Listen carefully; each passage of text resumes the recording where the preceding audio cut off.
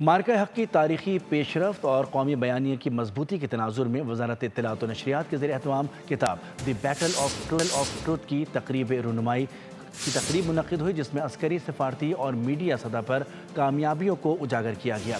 وزیر دفاع خواجہ آصف نے کہا کہ بھارت کی ہندوتوا پالیسیاں خطے کے امن کے لیے بڑا خطرہ ہیں، جبکہ وزیر اطلاعات عطا تارڑ نے کہا کہ پاکستان نے ہر محاذ پر موقف مضبوط کیا اور دنیا نے بھارتی بیانیے کو مسترد کر دیا۔ مارکہ حق کی تاریخی پیش رفت اور قومی بیانیے کی مضبوطی کے تناظر میں وزارت اطلاعات و نشریات کے زیر اہتمام کتاب دی بیٹل آف ٹروتھ کے اجرا کی تقریب میں وزیر دفاع خواجہ آصف نے بطور مہمان خصوصی شرکت کی اور کہا کہ بھارت کی ہندوتوا پالیسیز خطے کے امن اور ترقی کے لیے سب سے بڑا خطرہ ہے۔ پاکستانی قوم اور مسلح افواج کے درمیان کوئی طاقت دراڑ نہیں ڈال سکتی۔ ہندوستان کی ہندوتوا سامراجی ذہنیت اس خطے کے امن اور ترقی میں سب سے بڑی رکاوٹ ہے۔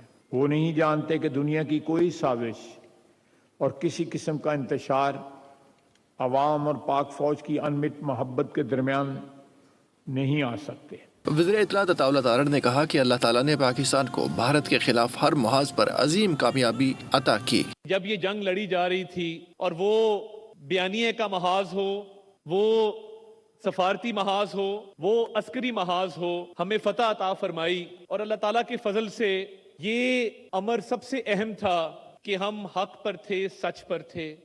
اس موقع پر ملک کی عسکری، سفارتی اور میڈیا سطح پر کامیابیوں کو بھی اجاگر کیا گیا اور اس عزم کا اظہار کیا گیا کہ پاکستان نے ہر محاذ پر ثابت قدمی سے اپنا موقف دنیا کے سامنے رکھا۔